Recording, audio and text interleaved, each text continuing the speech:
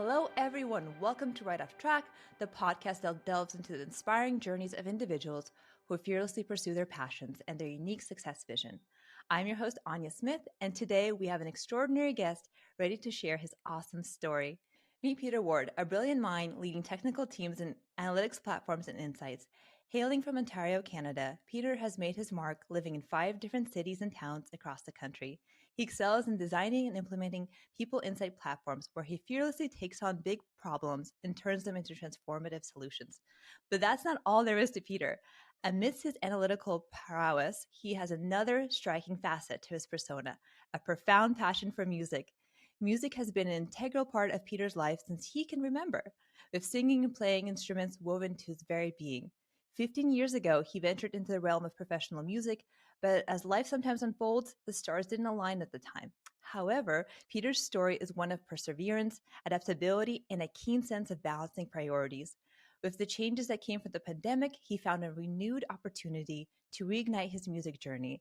Now, with his band Sonic Scene Kids, he's embracing the chance to write, perform, and share his music with the world. Peter's ability to learn, evolve, and make amazing things happen is truly inspiring. From tackling complex insights in analytics and HR technology to channeling his creativity and authenticity through music, he showcases the power of following one's heart and embracing multiple passions. Join us as we uncover the tale of Peter Ward, an adventurer who effortlessly bridges the gap between data analytics and music pursuits. His story will undoubtedly leave you motivated to embrace your passions and embrace a life of endless opportunities. Welcome to Right Off Track, Peter. Thank you for having me. Really excited to be here. I'm excited to have you. And quick shout out to Richard, who introduced us. We had him on the podcast a little bit ago, and he was like, "Okay, you need to meet Peter and share his story." And I was like, I don't know, like let's see what is Peter all about." And in the prep call, I was really fascinated not just by your people analytics journey, but more about the way you see problems and tackle them. You make it sound like such a not a big deal when it's like, "Oh, I saw this opportunity, I just built this whole thing, and then I moved on to something bigger." And then what fascinated me is then your other passion around music. And so thank you for joining us because I love to hear about your journey, how your brain works, and then how you balance all these different creative talents of yours. Yeah, I'm excited to chat through it. And yeah, Richard's been wonderful and just a great ambassador for the people analytics community. And so I'm really happy he connected us. My pleasure. And let's dive into you for a little bit. So, People Analytics is a space that you're currently in. Do you want to share with us like where you are today and kind of what path led you here? And then we can dive into the music interwoven in there. Sure. So today I lead the People Insights Platforms and Solutions team at HP. And so we basically own everything from solutioning the data extraction, the setting up the pipeline, modeling, architecture, data management, data governance, to front-end UI and consumption, and designing the entire experience in which people experience that data. And then as a byproduct, how they use it to make better decisions, how they use it to facilitate discussions, and all those types of things. So today I lead a pretty fully technical team, which, quite frankly, I think I'm blessed to have that. Not a lot of analytics teams have invested in this way, so I'm grateful for. I've been at HP, I think now 3 or 4 months. And I'm grateful for the investment that they've made in the space. And I think, it's sort of positioned us to do some really, really cool stuff that I think, will push the boundaries, what I think of what people analytics teams are doing so far. Absolutely. And can you share a little bit about your backstory before HP? And again, you shared with me a little bit kind of some of the positions that you had. And if you don't mind diving into details, like what are some of the challenges you solved? Because I found that really exciting. We're like, okay, I just came in, was supposed to solve A, not to give it away. And like then I Yeah. solved like B, C, and D. Yeah. Well, it's funny because I never really think about the problems in isolation. And I don't know if that's just me or if that's the way other people see it, but it's just typically the way my brain works is I do sort of these constant environmental scans of like what's going on and understanding the context, not just from an internal perspective, but an external perspective as well too. And there are very few times where like we've encountered a complex problem of some kind, or an outcome or a requirement of some kind that's not connected to something else or some way. And so a big part of, where like I've leaned into these problems is understanding, I think, one, where the work's already been done is really, really important, and then leveraging those existing solutions to scale things quicker in other places.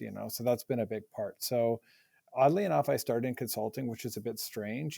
Typically it's the other way around, but I did start in consulting. And I was lucky enough, like early on in my career, to have a couple of leaders who basically just said they acknowledged or understood that I had this kind of willingness to learn, adapt, and fix. And whether it was like, helping this consulting business grow, they recognized that there was, a benefit for them to doing that. But there was times where we would stand up a supply chain facility and I would be training on forklifts and fall arrest and health and safety, and doing the full scale from hire to training to operationalizing that facility. And I just think I've always been like that. I just think understanding that full breadth of how it is, like that's like a really good example of where the context is beyond just hey, we need to hire 50 people. It's like, okay, where does that fit into the greater kind of like, how do we move from here to there? And a big thing of what I was trying to identify is what's between here and there. Today we don't have this, tomorrow we need to have that. And then I sort of use like learning and research and experience to try and bridge that gap. And so I've been lucky enough to have leaders who have basically just said, kind of go at it. And I can't, I'm thankful so much. Like that is probably one of been the biggest factors of my success. One in particular, when I was working for Siemens, which is a global engineering company, my leader there was like, you want to build learning applications? Here you go. Here's the technology. Go and do it. You want to get involved in the chatbots, and so like here's a licensed IBM Watson, and you can look at building out HR chatbots and some shared service modules and things around like that. We looked at talent mobility applications and translation applications and all kinds of things. And it was just really limitless. She was just like, you want to look at a divestiture? Okay, here you go. Here's a divestiture. So anything that I could get my hands on, it was open to me. And I think I should credit a lot of my success to that experience, because I think there were a number of other things that led up to that point, but I would say that was the biggest one where I was like, okay, this is what I want to do. I want to build employee experience solutions. And even when I think about analytics, and we talked about this a little bit in our prep call, when I think about analytics solutions, the outcomes typically involve employees, right? And they're typically tied to the employee experience, or they're typically tied to something in that space. And so that's where a lot of my passion comes from, is about enabling something within that employee experience, supporting decisions around something, a moment that matters, or things like that. And so that's really where it comes from. I'd say that's probably my biggest one. Yeah. I love that.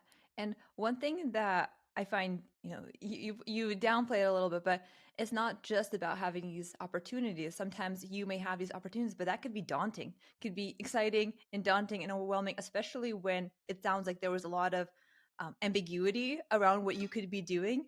How do you develop that confidence to say, okay, let's see what happens? Well, maybe it's not always confidence. And I think it's kind of funny because, like, I think when we think about learning, we always think about it from like a growth and an interest perspective. But I actually came sort of late into my career here. And I think a lot of my learning came from a need to be competitive, a need to situate myself within industry. It's very difficult to crack the lineup in HR in a position that matters. So it came from a bunch of places. So I think, yes, I'm interested. Yes, I have a growth mindset. Yes, I'm competitive. Um, yes, I want to make an impact, right? So I think about learning from all those kind of standpoints. But there are other things too, which I think maybe sometimes people aren't so willing to admit, which is the opposite of the confidence side, which is I'm afraid to fail. And not because I don't try, I'm always willing to try. And I think it's important that we continue to do that. But I've always used learning as a catalyst to prop up that sort of subconscious concept that says, hey, you might fail if you do this. And that's where the confidence and the courage to say, hey, maybe the status quo isn't good enough, it helps me prop up that idea. But I think it's interesting that, people often talk about growth, like learning just specifically in that area of growth mindset. And for me, it's always been in some ways a survival mechanism. And also my ability to kind of move forward has been like propped on that. So, you could go to this space, you could solve this problem, but maybe you don't have the resources, and I would have to pick some of those things up. So I knew in order to self-sustain and to manage and develop that I would have to teach myself to code, or I would need to enroll in courses to do that so I could understand, so I could write a Python script consolidating Excel documents and things like that. Just, it's funny, like at HP we call this scrappy, right? Like there's like an element of like scrappiness to it, but learning has given me that capability to be scrappy. Absolutely. And if I could share, I know that I mentioned to you, I'm finishing up my Master of Science, actually. Submitted the last homework. I have just final exams to go. Wish me luck. But I was a non-technical person, right? And I changed my jobs from PhD recruiting to people analytics. And I was grateful for that. But there was a point in my life where I was like, it's too late for me. I have Yeah. kids, like I'm in my career at a certain point, like what doesn't make sense to go and change. Like I don't have any coding. And I had this preconceived notion that if I want to be in the technical space, I need to build a computer from scratch and know software and hardware and all that stuff to even start.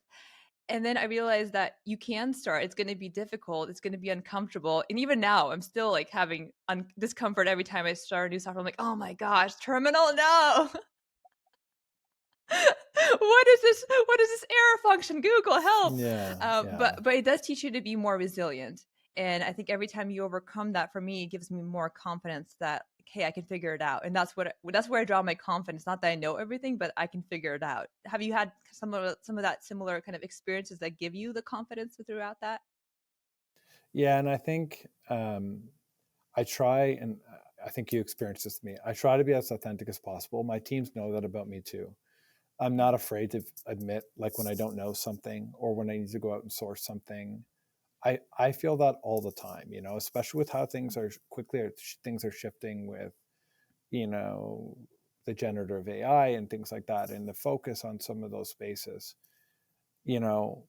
So we're having to learn really quickly while still build the foundation that isn't always there, right? And so it's like, it's that consistent balance. I experience, what you're experiencing on a regular basis, but I think, it's crazy to me is how the infinite amount of resources. And it's like, I Yeah. find if I tap into one and it doesn't work, but I tap into another one, I could be more successful. And there's like this giant, and I don't know if it's done on purpose or not, but I feel like there's this whole translation exercise that needs to happen with tech, you know. And quite often than not, once you build that humanity and you break down those boundaries between the people who are purely technical and the people who are semi and the people who are non-technical, and you translate all of that technical language to English, you have a bridge and you're able to talk about outcomes. And so that was a Mhm. big hurdle for me. Like I always would have to go to my data engineers and say, like, I don't know what you're talking about when you mean this. Right. And I'm their technical leader, right? So you have to go into that discussion with a little bit of humility, where I think the buy-in comes in from the teams that are technical having a semi-technical or non-technical leader is when they can take that information back and process it as a strategy, as an outcome, as an output, as a process, as a thing to go forward.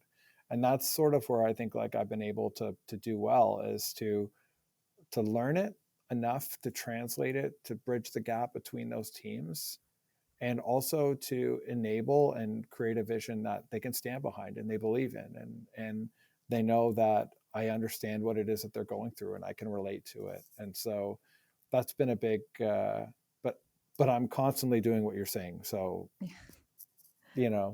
it's just It's like a I feel journey. like now it's become like a daily occurrence where I'm just like, what is this? Yeah. And if I can add to that, I think what I learned also, I was a little bit intimidated when I started on my new team. Like, I'm a recruiter coming in. What do I have to add? But being in people analytics, there is that value. Like, I know my clients really well. I understand the recruiting space really well, which I was actually supporting.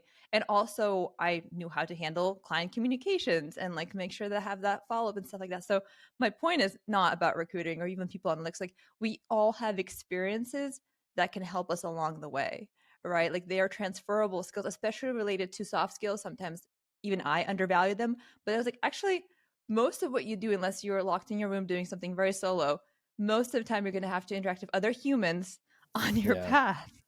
So soft Where, skills definitely yeah. matter. And where it's interesting is that I think, it's like, I mean, I talk about this within my teams a lot, which is that, you know, although like, and I'm the same way, I have such a strong focus on this. Where HR is really challenged though, is we haven't really adapted some of those capabilities, those pure technical capabilities that allow us to own our own destiny going forward. And I'm a Mm-hmm. huge proponent of that, which is that like, it's not about just saying, here's where we need to go, but it's also about teaching people how to get from point A to point B, which is like, Mm-hmm. that's my world, right? I think you could see that. And so it's like, it's not just about creating a retention model, right? Like, because, we're going to understand who's going to leave and, or what our risk is in this area. Yeah. Because most people don't know how to get from zero to retention model. They don't understand all the things between there, the architecture, the modeling, the pipelines and the extractions and the frequencies and the time dimensions of all those different data sets and how you map them all up. Yeah. It's like a really, to your point, it's like a really big puzzle, and you kind of have to figure it all out. But I'm a huge proponent of pushing people to be uncomfortable and understand those things, because then they become repeatable. If you do them once on a napkin at the side of your desk and you write it all out, it's not something you may ever be able to reuse. Whereas quite often, logic used around modeling might actually pertain to 5 or 6 or 7 different things, And Mm-hmm. so it's like, how can I do it once, make it scalable, and then apply it across, but you need some kind of technical foundations to do that. So I'm really pushing people in the people analytics space to go out and get some of those things. Mm-hmm. It's important. I think, we haven't necessarily, and it's also tough to retain those skills in HR, right? So I'm hoping we can brand ourselves a little bit better and also create some of that capability within our own space. Love that. Can I put you on the spot a little bit? Sure. Yeah, sure. As a performer, you said, okay, so people analytics, I think people might have different notions or have no idea what that is if you're listening. So what's your pitch? Like, what's exciting about people analytics and why should people care? So, you know, No pressure. no, it's no pressure at all. And I feel like I have this conversation pretty regularly. I always thought it's interesting when I walked around HR tech conferences and didn't see any pure technical people outside of what the vendors are. And especially from a data science perspective, it's a fascinating world. There are so many variables of things and so many meaningful outputs. If you're looking for complex problems and you're looking for really challenging and dynamic data problems, I don't know if there is a space that's more rewarding. You know, take the sort of evaluation of the positions within HR from a pay scale perspective out of the equation for a second. The challenges are just so unique and just a high level impact, like just the ability to influence people's day in day out work, like have a real impact on the employee experience. That's my Absolutely. I pitch, love at it. least. I love it. No, it's very genuine and true. And if I could also include, like, it's not too late. If you're not doing anything technical, but you're like, hey, I'm drawn to this. This sounds really interesting. Or just in general, you want to explore something new. It's never too late. And where I'm going to transition to that is also your music career, right? Recently, there was just some big dates happening for you. Can you touch on that side of your passion? Yeah, so I mean, I think, like everybody, before the pandemic happened, we spent a lot of our times commuting back and forth between work. That was the norm at that point. And I've always, had a passion for music. As you mentioned before, I pursued it professionally a long time ago and it didn't work out. That even included me sort of like training formally to go to school. So applied to Berkeley, and our equivalent of Berkeley in Canada called Humber. Went through all the additions and all those different processes and things to get into those programs. And actually sort of, I made a career decision change to go the other way. And that was tough, but I put it aside for a little bit and really, really focused on it. I've never sort of put down music, but I didn't pursue it in the same way. And so, when you're commuting 3 hours a day in a car or on a train or whatever, which is what sometimes my commute was, you lose that time. And when the pandemic lifted, if I can say it lifted, I was able to reclaim a big chunk of my time back, my life, so what is that? If I'm on a hybrid schedule, we're talking about 6 to 9 hours a week of time, right? So, in doing that, it created this space for people that I have deep connections with, who are in the same experience, the same situation as I am, for us to connect and to build and make music again, And I think there's two kind of distinctions, because I think there's a real value, and it's fulfilling to perform and play other people's music. Where my real passion is on the side of writing. I mean, I've done the other side of the coin too, but I really love the writing aspect. And so, I feel like when we came together in the last 5 months, we basically took 15 years of repressed musical creativity and pushed it all out in 3 or 4 months, which it was such a phenomenal experience. So we just finished releasing our album on my birthday, July 14th, which is cool, really, really cool. And so now it's about that whole learning thing, when, it's funny because when we first made this pass, it was about handing out CDs, attending shows, Right. shaking hands with the right people, making the connections. And everything has shifted so drastically that we've had to relearn the industry altogether, Right. where you generate revenues in different places, quite frankly, until you're making a lot of streams, you're not making a whole lot of money on music. So then it's about, how do I relearn social media? How do I relearn grant writing? How do I, there's all these avenues, digital marketing, social media, all those kinds of aspects. And, we've had to relearn it all, and it's been a blast. It's been fun, but it's the same kind of logic as when, say, but going back to become technical, it's really not different. What's great about it is that you get to explore. And to me, it's I take what I do at HP sometimes, or what I've done at my previous jobs, and I apply it there naturally, just to say, how do I bridge the gap between these two things? Here's ultimately what I want to accomplish. It's I was figuring out a couple of days ago, I was like, hey, and this is strange because not a lot of people are into Reddit. It's a kind of a sub community, but by using Reddit, you can actually improve your search engine optimization. Isn't that crazy? I'm just Ooh, so it's just I things didn't know like that. that. Yeah, it's just things like that. It's just crazy. That's amazing. And can you talk about your band and where you drew inspiration from? Just where can people find you? Yeah. So I think, where we drew inspiration from was we have always had a really, where I grew up in Mississauga, we had a really tight musical community. And there was a point where that community kind of ceased to exist.